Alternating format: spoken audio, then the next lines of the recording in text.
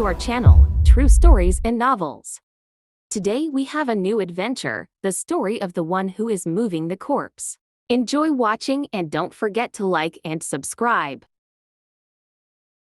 On one of the cold nights of July, specifically on the second Friday, I returned from work late, desiring nothing but some sleep. Unusually for this time of year, a gusty wind was blowing across the horizon, as if it were January. The wind continued for a few minutes before it stopped, and at that moment, I heard a loud scream coming from the adjacent room, sending shivers down my spine. I quickly got up from my bed to see what was going on, for it wasn't an ordinary scream. It was so loud that if I had been near the person who screamed, my eardrum would have burst. As I ran towards the next room, thoughts began to race through my mind. I imagined that the screamer had seen a ghost or something similar. I reached the room only to find it empty. "Where is my son, Callel? He's not here. Where could he be?" I screamed loudly, shaking the walls. I looked out the window, wondering if he had seen something or perhaps jumped out, but there were no signs of any event. I searched the entire house for the boy, but found no trace of him. When I reached the dark basement, I decided to turn back. I didn't dare go further, and it was clear that the place hadn't been touched for a long time, with cobwebs as evident as the sun. I returned to his room again, trying to find a clue, but there was nothing. So, I decided to call the police, as the situation was indeed dangerous. I went back to my room to call them,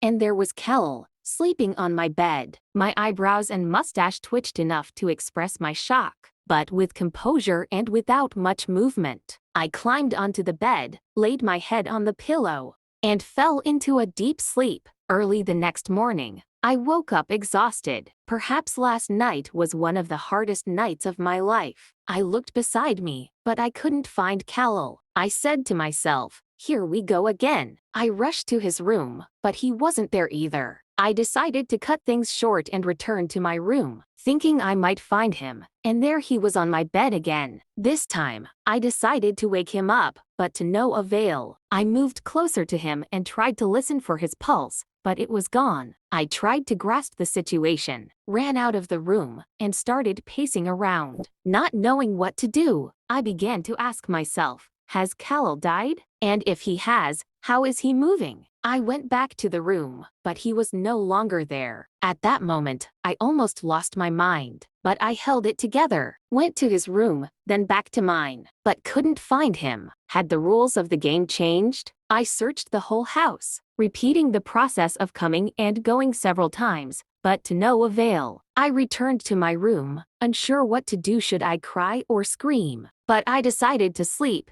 Yes, perhaps it was just a disturbing nightmare. After all, how could the wind blow in July? And how could I be working on a Friday? I decided to take a deep nap, but it turned out to be much deeper than expected, for it is still ongoing to this day, and my greatest fear is that it will last until I meet my end.